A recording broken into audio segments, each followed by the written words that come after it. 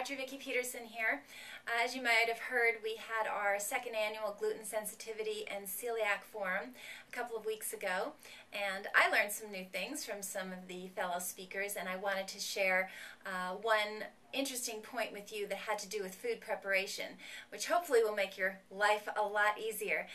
Cynthia Cupper, the founder of the Gluten Intolerance Group, was one of our speakers, and she is very well versed in companies that produce gluten-free foods, what their assembly line is like, how their whole factory is set up. This is an area of expertise of hers.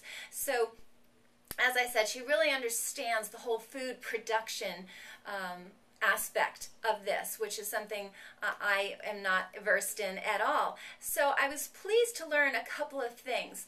One is that when a label says that it may contain gluten or peanuts or something like that, it doesn't really mean that it does. So it's kind of a precautionary thing that the company can use.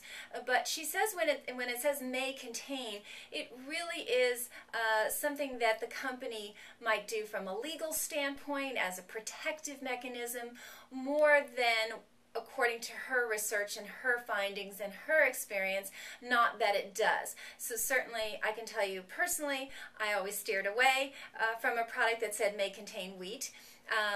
But according to her, that's not necessarily necessary. You can actually eat those products. So I know that might make you a little nervous at first. I understand. I felt that way as well. But I do trust in her expertise in the area. She goes around the country doing just this. And she felt when a product does not have any gluten ingredients, that that's really what you should look at. Similarly, when a product says that it was prepared on a piece of machinery that also prepares something that contains gluten, as an example, or it'll say wheat, that also is not need for worry. I know you're sitting there saying, that's kind of how I felt listening to her in the audience, but she was also very convincing about this aspect, saying that because she had gone into plants and saw them at work, that machinery that has product containing wheat, by the time it's producing the product that doesn't, it has really been cleaned up, and this is not a source of contamination. Once again, these are her words. I'm just sharing them with you. Now, if you've had a bad experience with a product, that's something entirely different. In this day where communication to companies is very, very easy to occur over the internet, I would certainly encourage you to do that.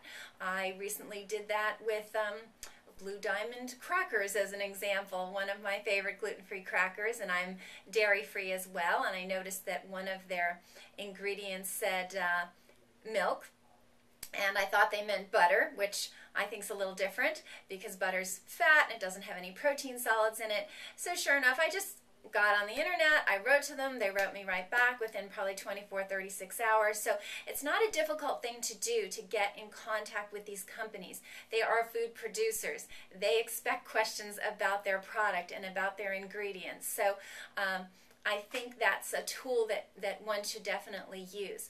But once again, coming from Cynthia Cupper, founder of Gluten Intolerance Group, that's what she said, which I think could at least let us exhale a little bit, especially if it was a product that we had enjoyed previously and felt very safe eating, and then suddenly this came out. So it seems like it's more of a legal covering one's behind, if you will, than it is truly that the product contains gluten, because the ingredient list is really what we should be looking at, according to Cynthia.